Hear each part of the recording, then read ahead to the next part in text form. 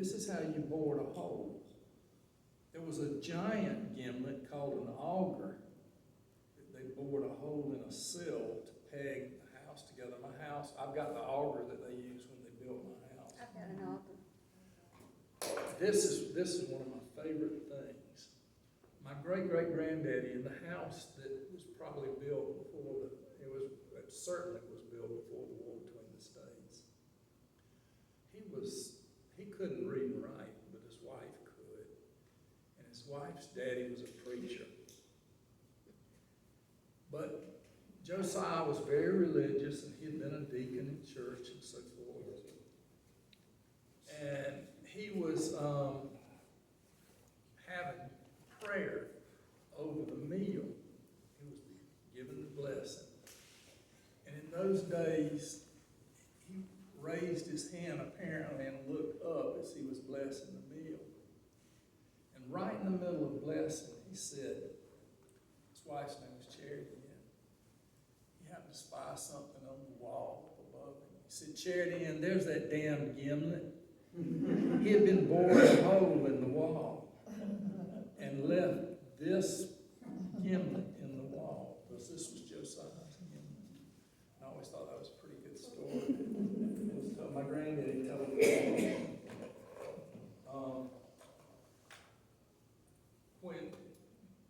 When people lived in the country, you couldn't go to a store.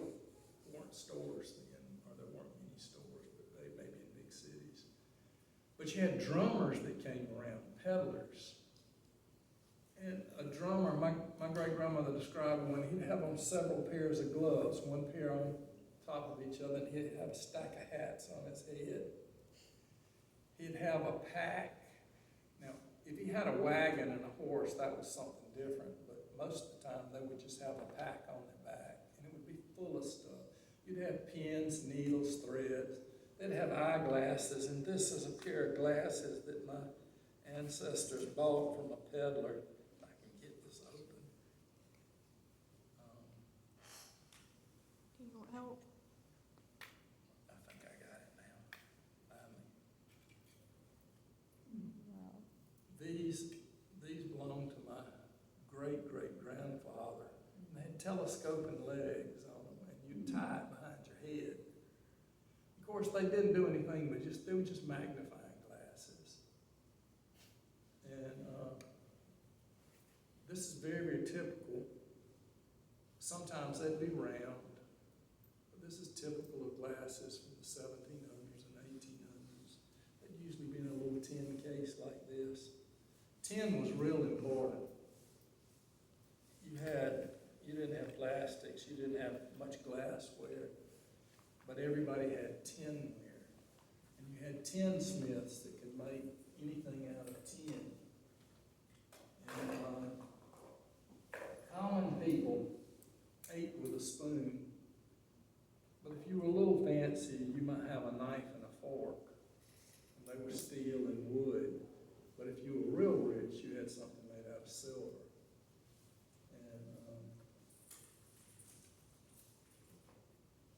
Does anybody recognize this? This little blue bottle. Fix. It says quinine sulfate.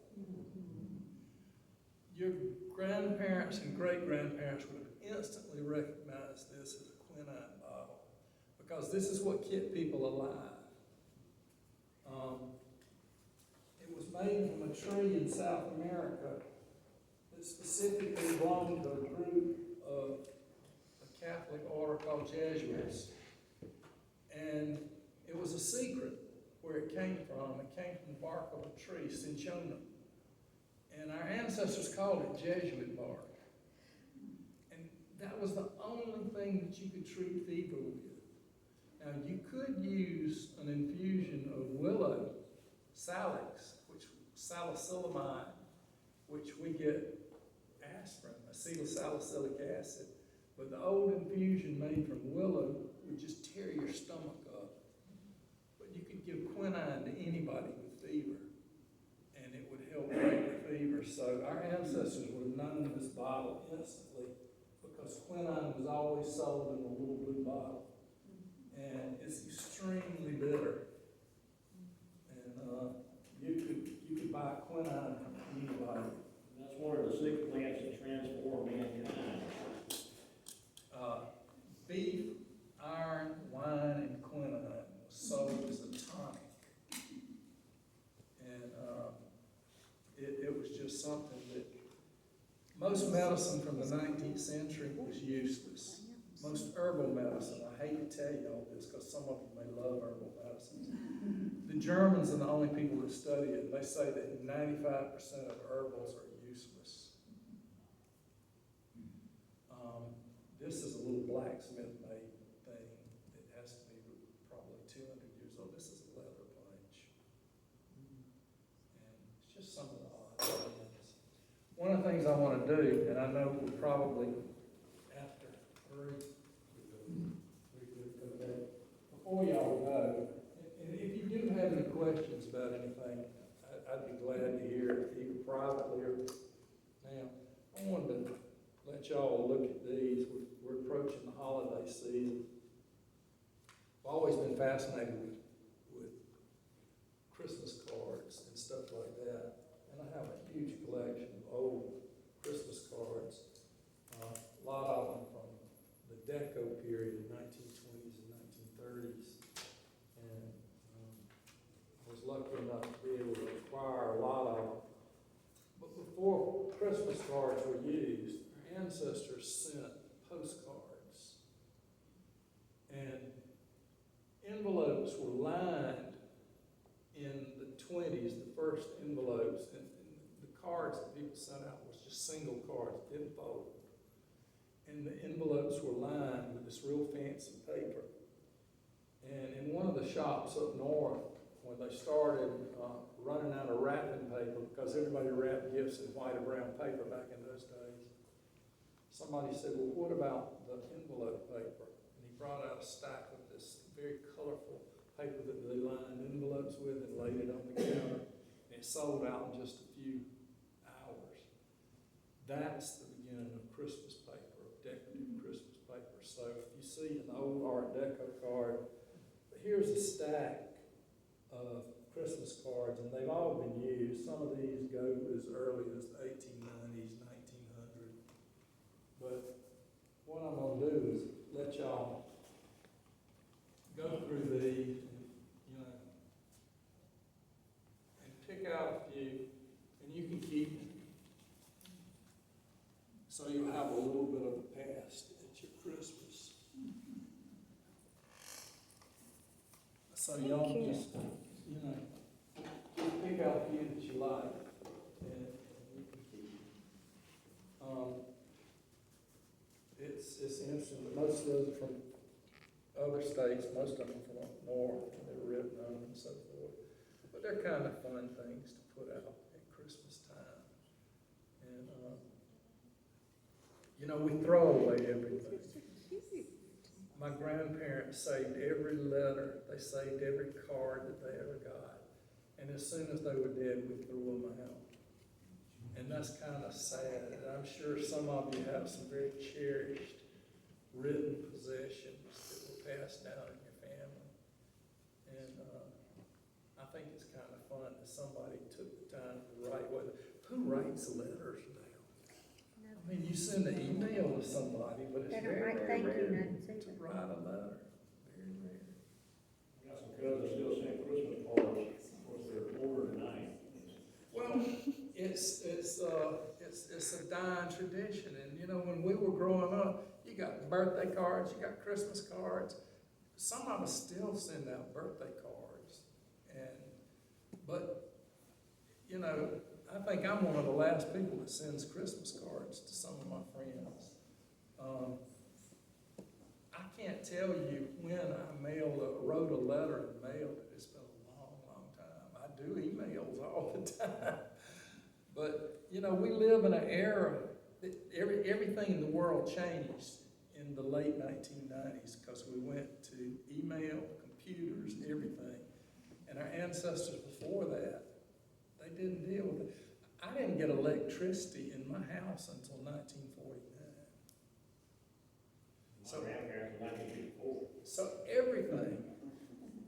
Jerusalem Church didn't have electricity until 1940. My daddy said they had a radio, but it was a battery powered. It had big glass tanks that they would put acid in and electrodes, and it would operate a radio. But they didn't have electric lights. Do any of y'all ever remember seeing a kerosene lamp? Do you know how to trim a wick where it won't smoke the chimney? Do you know about Aladdin lamps and Rayo lamps?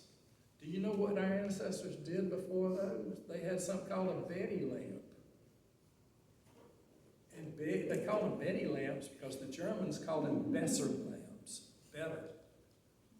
And we corrupted into Betty lamp. And so you just burn grease. Of course, you went to bed when it was just past dark. Anyway, so chance of you sitting up with a lamp wouldn't be. Nobody had candles. Only the rich had candles. And if you were from a rich household, if you were a servant, one of your little perks was the head servant would get the nubs of candles, and they would bag up the nubs and sell them to a waxworks, and they would melt them down, and the wicks would even be taken out and sold to a rag picker, a person that made paper. That's how much stuff was recycled. Our ancestors didn't, a beeswax candle was out of the range of what anybody could have. If you made a candle, you might have made a tallow candle in a bowl or something like that.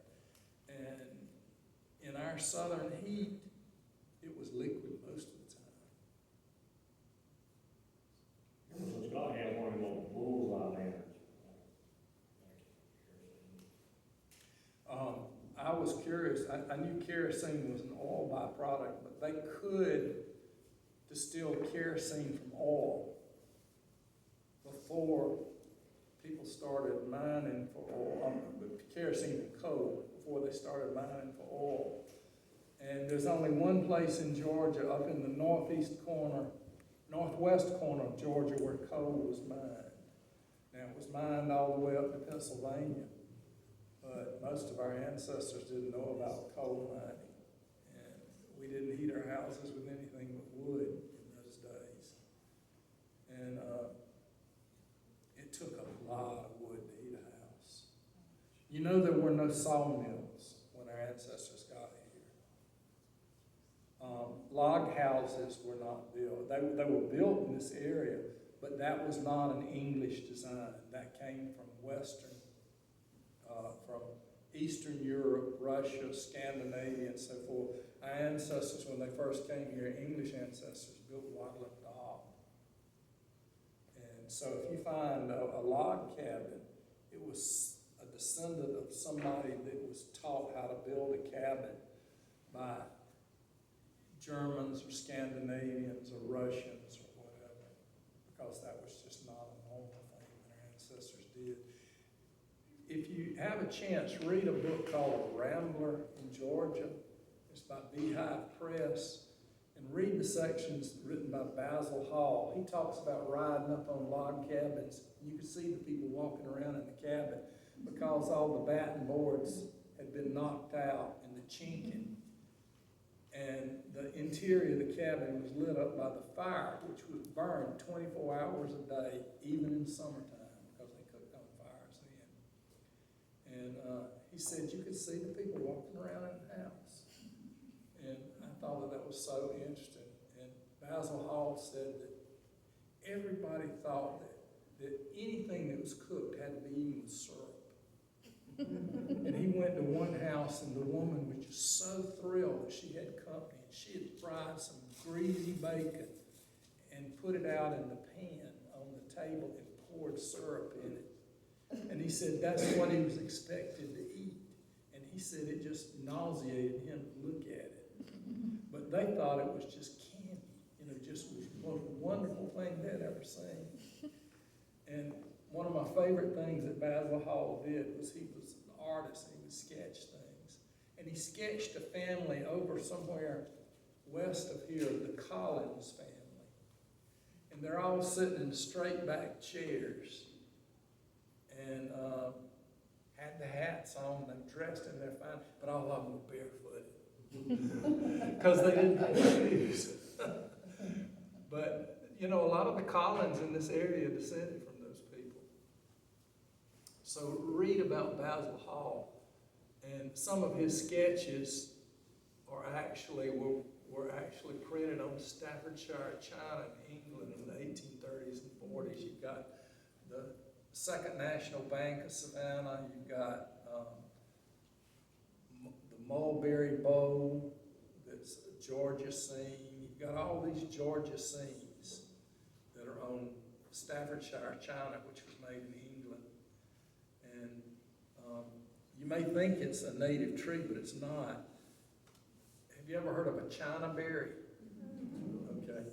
Our ancestors called those pride of Indias. What? Pride of India. And you go to the squares in Savannah, and you think those beautiful oak trees. Back in the day, it was nothing but china berries. All the squares were. Our ancestors thought that china berry was the most wonderful shade tree they had ever seen.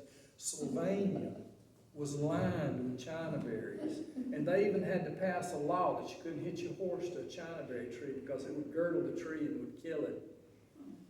And the oldest picture I have of Sylvania before the Great Fire, there's nothing but china berries in the picture. So all these china berries that we have, those are not native trees. They were brought here from India and from the Orient and planted as ornamental trees. And they're deadly poisonous. Every part of a china berry tree is poisonous. And we all talked to a few birds quite every year to see if that was what would kill them. well, you know, the china berry tree, it's very strange to see furniture made of china berry. But china berry's closest relative is mahogany. And so if a china berry tree got big enough, they would cut wood out of it and make furniture, and it's beautiful furniture. And another tree that is native now, but we have persimmons, and you know how hard it is. Its closest relative is ebony. So persimmons occasionally would be used for furniture, but you had to work it when it was fresh cut and green, because if it dries out, it's just like trying to work a piece of stone. It gets so hard. Make a good golf club. Make a wonderful golf club. They still make golf clubs out of it. But if you cut a persimmon stick and let it dry out, you can just beat something to death with it if you want to, because it won't break. When you were talking about that, I remember my grandparents' house, I could see the chickens underneath the house. But they had a china berry tree here, and they had persimmon trees out back. Another tree that's not native to this area, which you find them everywhere, is black walnuts. Now, they're native to North Georgia, but our ancestors dyed wool brown with black walnut. And they didn't have them so much for the nut, because the nut's hard to get to. About the only way you can get the nut is to crack it, and it's easier after you boil them to get the nut out. But they certainly dyed wool with it. Yarrow, if it grows in the yard, that's a holdover from when our ancestors dyed wool with it. And, Did anybody have any questions that they wanted to ask? I think you had a question earlier. Well, it kind of gets off the subject, but since you're such a wealth of knowledge about our ancestors and their migration, can you tell us, for Bulloch and Scriven and that, there's a lot of North Carolinians that came down here, particularly, and you alluded to some coming after the war for Ballot, Revolutionary Soldier Ballot. You want to mention some of the families that came down, particularly the ones that came together? well, most of this is kind of a geographical anomaly or something that you have to use as a rule of thumb. From Augusta south, was settled by North Carolinians. From Augusta north, the people were from Virginia. And that's not absolutely true, but that's a rule of thumb that you can go by. And that so many of these families that were here were from North Carolina. The Aldermans, for instance, is a very common family in Bulloch County. And, Were they from particular counties in North Carolina? or just all over? Duplin, New Hanover, and Sampson, that area was, so many of our ancestors came from that area. Onslow, which is all the corner of North Carolina, that's where the Brensons and the Bracks came from. You know, there's Bracks, all the dealers that Bracks.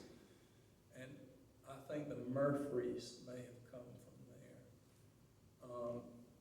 My ancestors, my Lee line is the last of my families that came from North Carolina. They didn't come to Scriven County until 1827, but there were some of them already here in the 1790s. And Newtons came from Duplin County. There were Newtons all over Bulloch County. When the Aldermans came, Samuel Alderman left Duplin County, and after 1810, and his wife Sarah Chestnut Alderman was very pregnant when they left, and she said, "I can't go. I'm, too far along.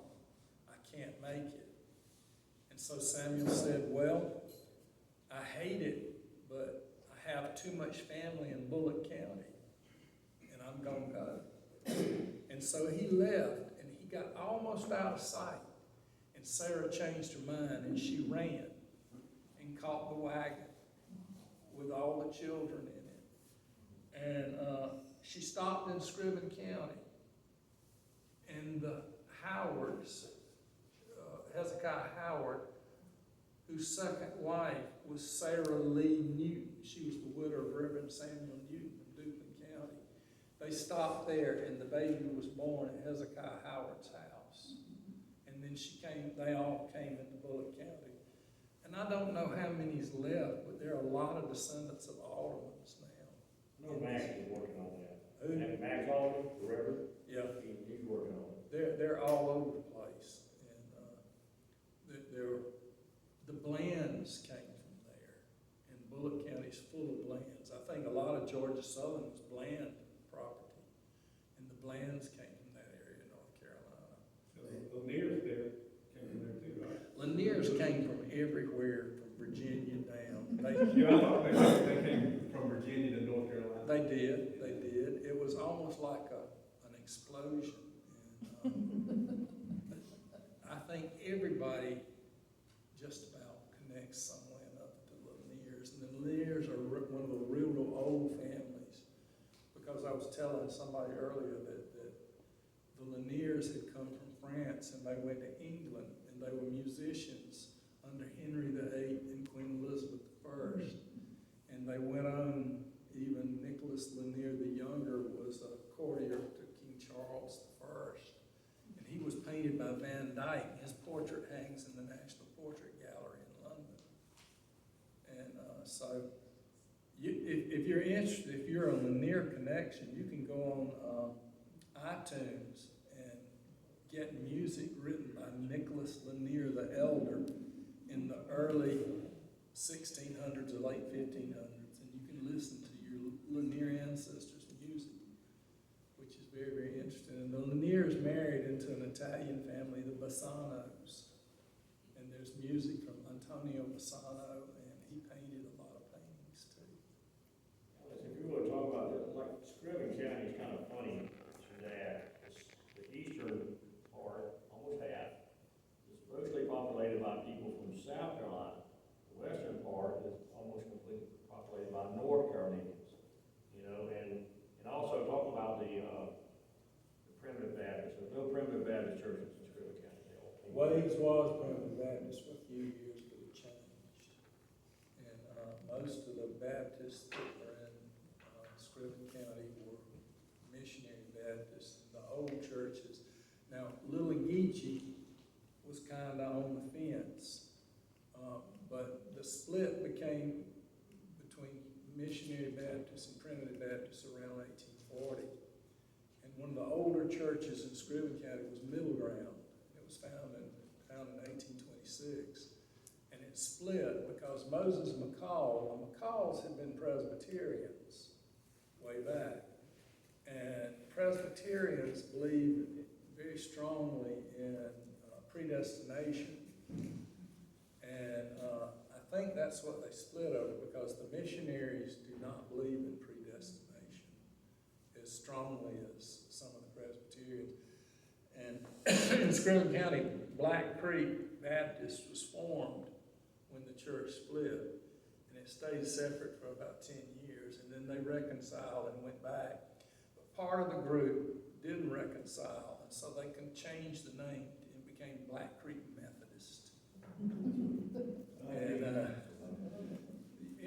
I had somebody ask me one day, why are the Boykins at Black Creek, why are they Methodists? And well, the old Boykins were all Baptists, because the very first Boykin was at the church at Tuckasee,